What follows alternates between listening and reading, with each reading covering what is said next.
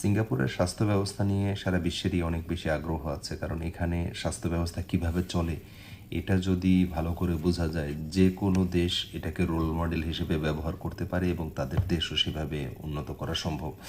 সিঙ্গাপুরের স্বাস্থ্য ব্যবস্থার যে প্রবর্তক মিস্টার লি কুয়ান ইউ, আমাদের সিঙ্গাপুরের জনক, সে একটা জিনিস চিন্তা করেছিল যে স্বাস্থ্য ব্যবস্থা কখনো ফ্রি হওয়া উচিত না। যখন এটা ফ্রি হবে জনগণ সেটাকে অপচয় এবং অপব্যবহার করবে, এটা ছিল তার প্রথম চিন্তা। এই চিন্তা থেকেই সে স্বাস্থ্য ব্যবস্থাটাকে সে বলেছিল এটাকে মানে শেয়ার্ড মানে রেসপন্সিবিলিটি, মানে যৌথ অংশীদারিত্ব। জনগণেরও যেমন দায়িত্ব আছে, সরকারেরও দায়িত্ব আছে, দুজনেরই সমান দায়িত্বের ফলেই যে কোনো একটা চিকিৎসা ব্যবস্থা সুন্দরভাবে দাঁড়াবে। এই কারণে সে চিকিৎসা ব্যবস্থাটাকে বেশ কয়েকটা স্কিমে ভাগ করে। সর্বপ্রথম স্কিম হলো সে একটা তত্ত্ব পরিবর্তন করে, সেই তত্ত্বটাকে বলা হয় S+3M তত্ত্ব। S+3M তত্ত্ব মানে কি, যে এস মানে হলো সাবসিডি।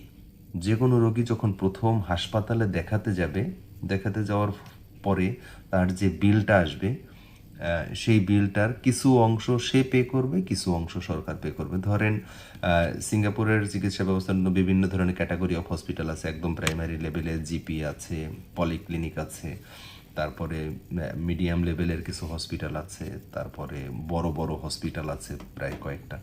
এখন রোগীরা ধারাবাহিকভাবে এভাবে রেফার হয়ে এক হসপিটাল থেকে এক হসপিটালে যায়। এখন যখন রোগী প্রথম ডক্টর দেখাতে যায়, সিঙ্গাপুরিয়ান সিটিজেন দ্বারা তারা একটা সুবিধা ভোগ করে, সেটা হলো সাবসিডি ফ্রম গভর্নমেন্ট। সাবসিডি মানে কি, ধরেন আপনার হাসপাতালে বিল আসলো 50 টাকা বা 100 টাকা, সেখানে ধরেন আপনি 50% বিল দিবেন, সরকার 50% বিল দিবে। সুতরাং এই যে শেয়ারিং অফ দ্য বিল, এইটা খুবই খুবই ইম্পর্টেন্ট, এবং এটা পরবর্তীতে মানে তার উপরে বড় ধরনের কোনো বার্ডেন পড়ে না। 2 নম্বর ক্যাটাগরি হলো, আমি বলেছিলাম 3টা M। সিঙ্গাপুর সরকার 3টা M প্রবর্তন করেছে। এই কারণে প্রথম এমকে বলা হয় মেডিসেফ। মেডিসেফ মানে মেডিকেলের জন্য সেভ করা। আপনি যদি চাকরিজীবী হন, আপনার চাকরির যে বেতন পান, প্রতি মাসে বেতনের 7.5 থেকে 10% টাকা সরকার আপনার নামে একটা অ্যাকাউন্ট করবে এবং সেই অ্যাকাউন্টের মধ্যে সেটা জমা রাখবে। মজার বিষয় হলো, আপনি যত পার্সেন্ট টাকা জমা রাখবেন, সরকারও তত পার্সেন্ট টাকা আপনার অ্যাকাউন্টে জমা রাখবে। মানে ধরেন প্রতি মাসে আপনি ধরেন 10,000 টাকা বেতন পান, আপনি 1,000 টাকা আপনার অ্যাকাউন্টে জমা রাখলেন, সরকার আরও 1,000 টাকা সেখানে জমা রাখবে। তার মানে আপনার প্রতি মাসে 2,000 টাকা সেখানে জমা হবে।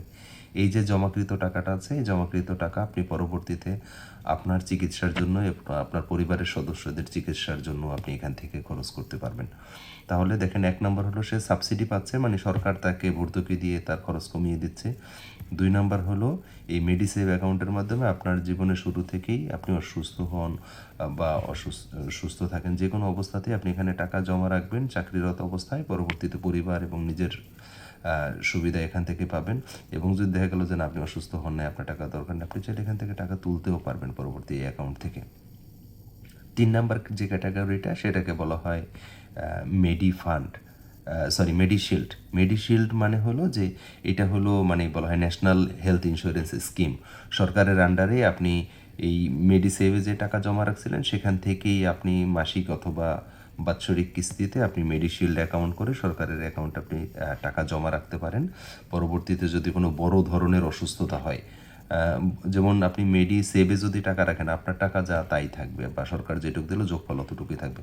কিন্তু মেডিশিল্ডে হলো এরকম যে আপনি ধরেন 100 টাকা করে প্রতি মাসে জমা রাখতেছেন, কিন্তু সরকার আপনাকে অফার দেবে যে এই টাকা আপনি যদি 20 বছর রাখেন, এই টাকা 50 গুণ বেশি সরকার আপনাকে মেডিকেল সেক্টরে সাহায্য দেবে। কথার কথা, আপনি প্রতি বছরে ধরেন $1,000 জমা রাখতেছেন, তা আপনি 10 বছরে $10,000 জমা রাখলেন, কিন্তু সরকার আপনাকে অফার দিল যে আপনি এই 10 বছর 1,000 করে জমা রাখলে আপনি $1,00,000 পর্যন্ত সরকারের কাছ থেকে সুবিধা পাবেন। তার মানে কি, এটা সরকার আপনাকে 10 গুণ এক্সট্রা সাপোর্ট দিচ্ছে, এটাকে বলা হয় মেডিশিল্ড। আর থার্ড যে ক্যাটাগরিটা, সেই ক্যাটাগরিটাকে বলা হয় মেডিফান্ড। যেহেতু ফান্ড লেখা আপনারা বুঝতেই পারতেছেন, সেটা হলো মানে অনেক মানুষ আছে যে অসুস্থ, অথবা পরিবারের এমন কোনো সদস্য নাই যে চাকরি করে, কেউ চাকরি করে না। তাহলে কি করবে? তাদের তো সেভও নাই, শিল্ডও নাই। তারা একমাত্র পেতে পারে সরকারের সাবসিডি, কিন্তু সরকারের সাবসিডি দেওয়ার পরেও যদি তাদের বিল অনেক আসে, সেটা কে পে করবে? তার যদি দেওয়ার সামর্থ্য না থাকে, এটার জন্য সরকার একটা নির্দিষ্ট অ্যামাউন্টের ফান্ড প্রতি বছর সিঙ্গাপুরিয়ান সিটিজেনদের জন্য বরাদ্দ রাখে, কয়েক বিলিয়ন ডলার আর কি। সেটা রাখে হলো যারা খুবই অসহায় এবং যাদের মানে এইরকম পে করার সামর্থ্য নাই, তাদের ক্ষেত্রে সরকার অতিরিক্ত টাকাটা তারা আবেদন করে যায়, আবেদন করে গেলে সরকার অতিরিক্ত টাকাটা পে করে দেয়। আর যাদের ক্ষেত্রে দেখা গেলো যে না আমাদের মেডিসিন দুইটাই আছে কিন্তু তাও তাদের বিল কভার করতেছে না, তাহলে অতিরিক্ত টাকাটা সরকার এই মেডি ফান্ড থেকে পে করে দেয়। সুতরাং এই S+3M সিস্টেমটা সিঙ্গাপুরের মানে ইউনিভার্সাল হেলথ কভারেজ হিসেবে কাজ করে, মানে প্রত্যেকটা সিটিজেন ভালোভাবে সেবা পায়। তবে বাংলাদেশের সাথে এখানে পার্থক্যটাও বুঝতে হবে। বাংলাদেশের চিকিৎসা ব্যবস্থাটাকে সর্বোপরি এবং সব কিছু সরকারের উপরে ছেড়ে দেওয়ার ফলে যেটা হয়েছে, সরকার জনগণকে দিয়ে সারতে পারতেছে না, আর জনগণ এটাকে মানে অ্যাবিউস যাকে বলে, মানে অপব্যবহারের চূড়ান্ত লেভেলে অপব্যবহার করার চেষ্টা করেছে। আপনাদেরকে আমি একটা ছোট্ট উদাহরণ দিই। আমি যখন প্রথম বিসিএসে জয়েন করেছিলাম উপজেলা হেলথ কমপ্লেক্সে, তখন এক রোগী আমার কাছে এসে বলতেছে যে আমারে কিছু ভিটামিন ওষুধ দেন আর কিছু অ্যান্টিবায়োটিক দেন। আমি বললাম এইগুলো দিয়ে আপনি কী করবেন, আপনি তো অসুস্থ না। বলে আমি মুরগিরে খাওয়াবো। তার মানে দেখেন যে বাংলাদেশের সরকারি ফ্রি জিনিস মানুষ নিয়ে মুরগিরে পর্যন্ত খাওয়ায়, যেটার কোনো অথচ সরকার এটার পিছনে শত শত হাজার হাজার কোটি টাকা খরচ করতেছে। এই হলো বাংলাদেশের অবস্থা। সুতরাং স্বাস্থ্য ব্যবস্থাকে পরিবর্তন করতে হলে অবশ্যই নীতি নির্ধারক পর্যায়ে পরিবর্তন করতে হবে। স্বাস্থ্য ব্যবস্থা খুবই স্ট্রিক্ট হতে হবে এবং সেটা কখনোই ফ্রি হওয়া উচিত না। হওয়া উচিত 50-50, সরকার 50 দেবে, আপনি 50 খরচ করবেন। যখন নিজের পকেট থেকে টাকা খরচ হবে তখন সে বুঝতে পারবে যে না, এটাকে আমার যথাযথ খরচ করা উচিত, অথবা আমার সরকারের খাতে বা ফান্ডে আমাকে সঞ্চয় করা উচিত, যেটা আমার পরবর্তীতে নিজের এবং পরিবারের জন্য কাজে লাগবে। আশা করি সবাই বুঝতে পেরেছেন। সবাই ভালো থাকবেন। আসসালামু আলাইকুম ওয়া রাহমাতুল্লাহি ওয়া বারাকাতুহু।